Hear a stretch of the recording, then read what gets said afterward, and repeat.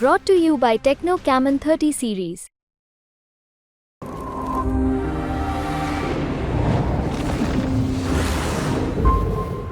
देशातल्या लोकसभा निवडणुकीचा निकाल 4 जूनला येणार आहे। महाराष्ट्रात 5 टप्प्यात निवडणूक प्रक्रिया पार पडली। 20 मे रोजी शेवटची जी मतदानाची प्रक्रिया होती ती पूर्ण झाली। त्यानंतर आता प्रतीक्षा आहे ती निकालांची आणि याच निकालासाठी निवडणूक आयोगाच्या देखरेखीत संपूर्ण यंत्रणा जी आहे ही तयारीला लागलेली आहे। जवळपास आता तयारी पूर्ण झालेली आहे। मी सध्या मुंबईच्याच शिवडी वेअरहाऊस मधल्या अशाच एका काउंटिंग सेंटरमध्ये उपस्थित आहे आणि या ठिकाणी कशा पद्धतीने तयारी सुरू आहे ते आम्ही तुम्हाला या ठिकाणाहून दाखवू इच्छितो।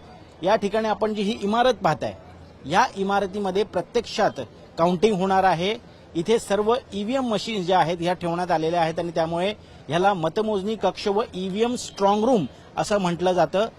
या इमारतीमध्ये दक्षिण मुंबई आणि दक्षिण मध्य मुंबई या दोन मतदारसंघाची जी मतमोजणी आहे ही पार पडणार आहे।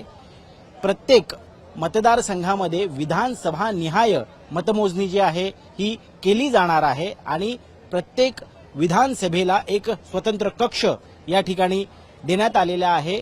या एका कक्षामध्ये जवळपास 14 टेबल असतील। या टेबल्सवरती ही मतमोजणी प्रक्रिया जी आहे ही पार पडणार आहे। यासाठी उमेदवाराने नियुक्त केलेले काउंटिंग एजंट्स असतील, त्याचबरोबर इलेक्शन कमिशनने नियुक्त केलेले या ठिकाणी मायक्रो ऑब्झर्व्हर असतील, या ठिकाणी मतमोजणीसाठी पर्यवेक्षक, सहाय्यक आणि शिपाई अशी एकूण कुमक जी आहे ही प्रत्येक कक्षासाठी नेमण्यात आलेली आहे आणि जवळपास सकाळी 8 वाजल्यापासून ह्या निवडणुकीत झालेल्या मतदानानंतर मतमोजणीला सुरुवात होणार आहे।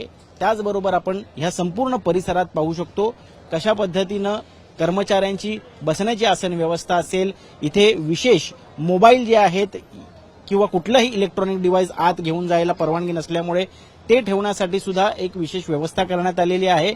बॅग्स असतील किंवा मोबाईल असतील किंवा कुठलंही इलेक्ट्रॉनिक गॅजेट असेल ते पूर्णपणे प्रतिबंधित आहे या परिसरामध्ये।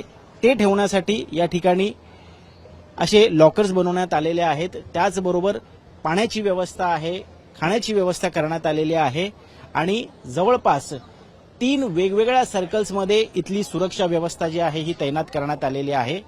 सकाळी 8 वाजल्यापासून मतमोजणीला या ठिकाणी सुरुवात होणार आहे। जवळपास 9-9:30 नंतर पहिले ट्रेंड जे आहेत हे समोर यायला लागतील आणि जवळपास दुपारनंतर नेमकं चित्र काय आहे हे स्पष्ट होईल। परंतु देशात कोणाची हवा आहे, एनडीए बाजी मारणार की इंडिया महागठबंधन वरचढ ठरणार हे आपल्याला उद्या म्हणजेच 4 जूनच्या संध्याकाळपर्यंत स्पष्ट होईल। कॅमेरा पर्सन सचिन सावंत सोबत मी ऋत्विक भालेकर, मुंबई तक।